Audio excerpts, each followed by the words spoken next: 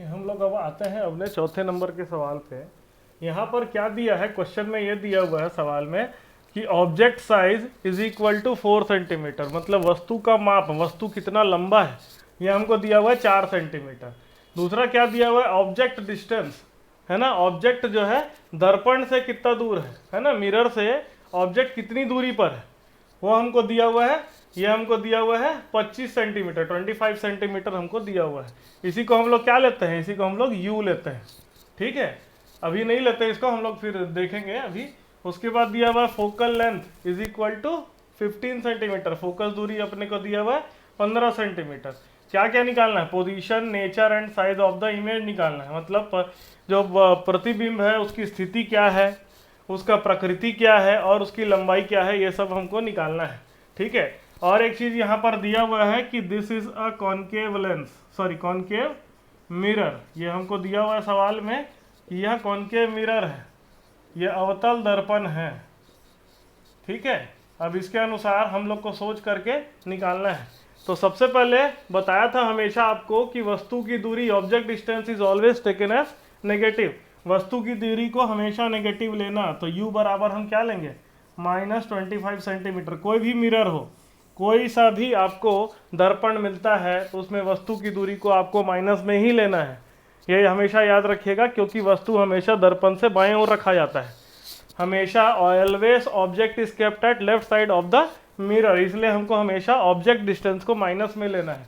दूसरा focal length, मतलब f की वैल्यू क्या लेना है, f की वैल्यू हम लोग को लेना है -15 सेंटीमीटर। क्यों माइनस में ले रहे हैं, क्योंकि यह हमारा कौन सा दर्पण है, यह हमारा अवतल दर्पण है, कॉनकेव मिरर है। हमेशा याद रखिएगा कॉनकेव मिरर में f को माइनस लेना है, कॉन्वेक्स मिरर में आपको f को प्लस में लेना है। अवतल दर्पण में f को, फोकस दूरी को माइनस में लेना है और उत्तल दर्पण में फोकस दूरी को प्लस में लेना है।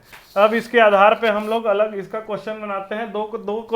दो फॉर्मूला लगेगा इसमें। एक फॉर्मूला है हमारा कि 1/v प्लस 1/u बराबर 1/f होता है, ठीक है। तो इसमें सारा वैल्यू पुट कर देते हैं। 1/v बराबर हो जाएगा 1/f माइनस 1/u, तो इसकी वैल्यू पुट कर देता हूँ। 1/f के जगह -15 माइनस 1/u के जगह -25, माइनस माइनस प्लस हो जाएगा तो हो जाएगा +25।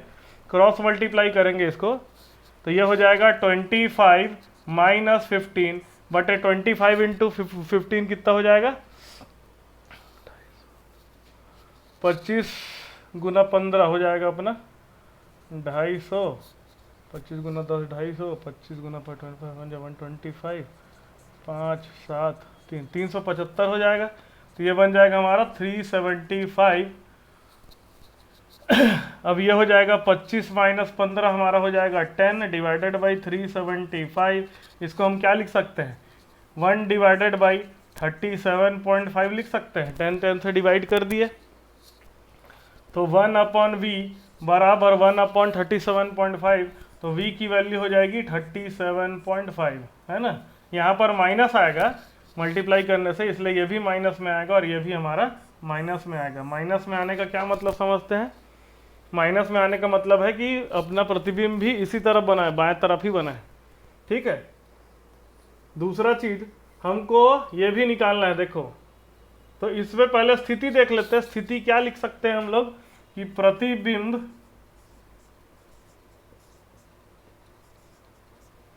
दर्पण से 37.5 सेंटीमीटर की दूरी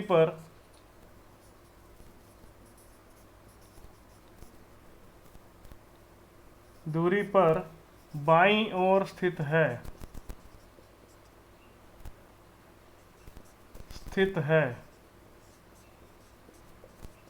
ना। या इंग्लिश में अगर लिखेंगे तो image is at 37.5 centimetre left of mirror के लेफ्ट साइड में है। उसके बाद हमको क्या करना है, उसके बाद हम लोग को m भी निकालना पड़ेगा। तो यहाँ पर देखिए m मैं निकालता हूँ। m बराबर क्या होता है, m बराबर होता है -v बटे u। तो m बराबर हो जाएगा -v के जगह 37.5 आया है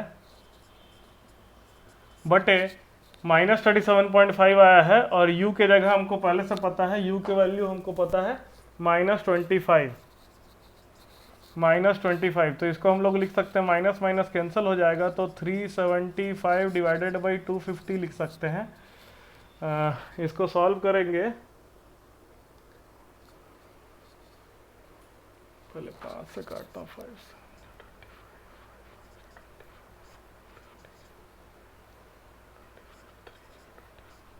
तो ये आंसर आ जाएगा -1.5, m बराबर आ जाएगा -1.5।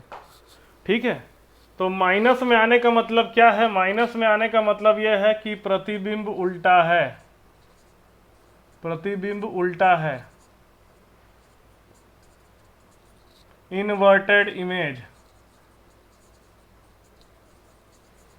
ठीक है, इन्वर्टेड इमेज। तो पहले हमको यह पता चल गया कि प्रतिबिंब की स्थिति पता चल गया, प्रतिबिंब की प्रकृति में प्रतिबिंब उल्टा मिल गया, और क्या है, इस तरफ ही मिल रहा है हमको, लेफ्ट साइड में ही मिल रहा है। लेफ्ट साइड में मिल रहा है मतलब क्या है? रियल इमेज है, सॉरी हाँ रियल इमेज है, तो वास्तविक प्रतिबिंब है, वास्तविक या कह सकते हैं रियल इमेज है ना। अब एक चीज और बच गया कि प्रतिबिंब की लंबाई निकालना है। लंबाई निकालने के लिए देखिए यहाँ पर बना रहा हूँ, लंबाई निकालने के लिए हमको पता है m बराबर क्या होता है?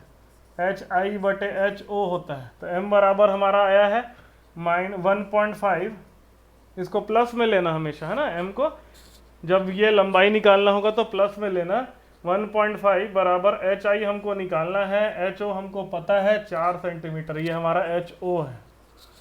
तो हमारा HI बराबर हो जाएगा 1.5 गुना 4, तो हो जाएगा कितना? 6 सेंटीमीटर। 1.5 गुना मेरा ये बढ़ गया। ठीक है, चलिए इसको नोट कर लीजिए।